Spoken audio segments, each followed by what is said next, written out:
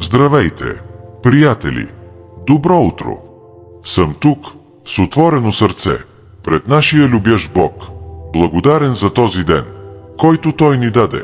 Усещам умората от нощта, споровете, които тежат у дома, и притеснението преди да започна, но виждам Неговата доброта да сияе. Нека спрем за миг да чуем Неговата дума.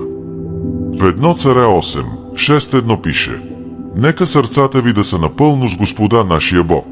Като ваш пастор, ви казвам, отворете сърцето си за Него, защото Той иска всичко от вас, за да ви води. Тази дума ни кани да предадем всичко, не само малка част, когато животът е лесен. Дава на Него мислите си, изборите си, всеки свой ход. Бог не иска само случайна визита, Той иска сърцето ви истински, всеки ден. Помислете, ангажиментът не е само да говориш хубави думи, а да действаш, да стоиш непоколебимо, когато всичко се тресе, в радост или в скръб. Да ставаш от уморено легло, да гониш мечтите си дори със страх и да вярваш, че Той гледа края. Не е чувство, а решение, едно да от. Сърце, което казва: Исус, съм Твой. Нека се помолим заедно. Мои братя, затворете очи, вдишайте дълбоко и оставете всичко в Неговите ръце.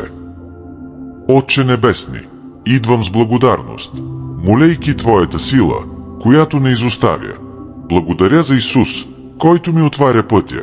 Изпрати Светия Дух да изпълни този момент и да успокои сърцето ми. Повтарям 1 Царе. Нека сърцето ми е с Тебе. Нека тази преданост бъде моя основа. Помогни ми, Господи, да дам всичко на Тебе днес. Нека кръвта на Исус измие съмненията, които ме спъват, и ми даде мир да започна. Насочи краката ми, когато изляза, пази сърцето ми от болки, които идват, и ми покажи какво да правя. Сви капаните на врага, който иска да ме отклони, в името на Исус. Докосни мой дом, Отче, донеси спокойствие на споровете и изцели раните, които болят. Благослови моя работа, приятелите ми и моя дом. Нека Твоята светлина махне страха и донесе единство на улицата. Изпрати Твоите ангели да пазят пътя ми днес. Господи, предавам Ти плановете си, страховете си и дори мечтите, които едва споделям. Вземи от мен нуждата да контролирам всичко и ми дай покой да чакам в Тебе. Укрепи ръцете ми за деня и поднови моя дух, когато се уморя. Нека силата на Исус ме задържи, дори с тесни сметки или думи, които болят.